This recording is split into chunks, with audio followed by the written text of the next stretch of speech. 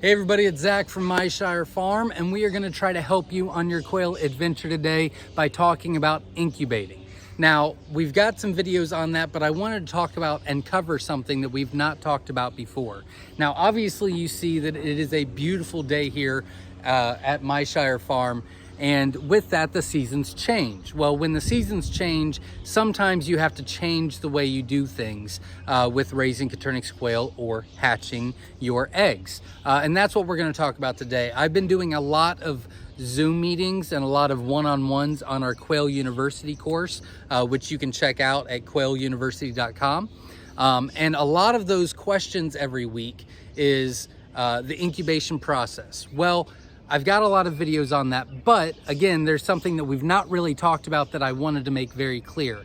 Our philosophy here at Myshire Farm is to keep it simple. We try to keep it as simple as possible. Otherwise, it's very easy to complex everything, right? Well, I want to talk to you today about a dry hatch.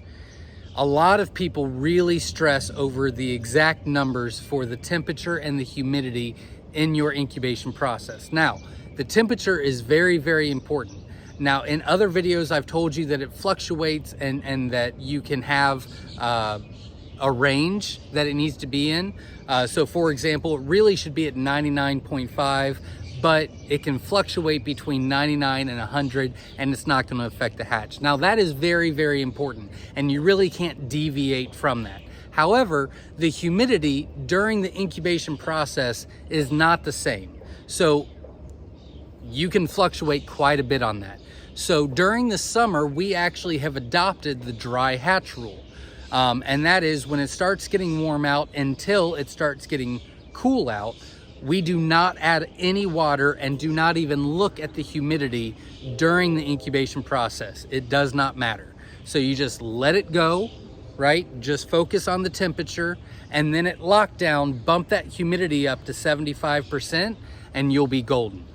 So it's really, really simple. I get a lot of questions about my humidities jumped to 50, my humidity's down to 25, this, that, and the other. And I'm telling you, the humidity is not that big of a deal. So just do a dry hatch, just don't add any water, and don't even let that be on your radar. Just do the temperature, keep that maintained, and you're gonna do great. Now, I do a live every Sunday, so you're more than welcome to join us, ask your questions, and we'll help you on your journey. And if you're part of Quail University, you can always sign up for one of the one-on-ones or the Zoom meetings, and we'll be happy to help you on there as well with your individual case. But remember, the humidity during the incubation process is really not that important. Not that it isn't, but it's not that important. The temperature really is. So make sure your temperature stays the same, and if your humidity keeps fluctuating because it's so hot and humid where you are, just don't worry about it. Don't add any water and you'll be good. So I hope that helps.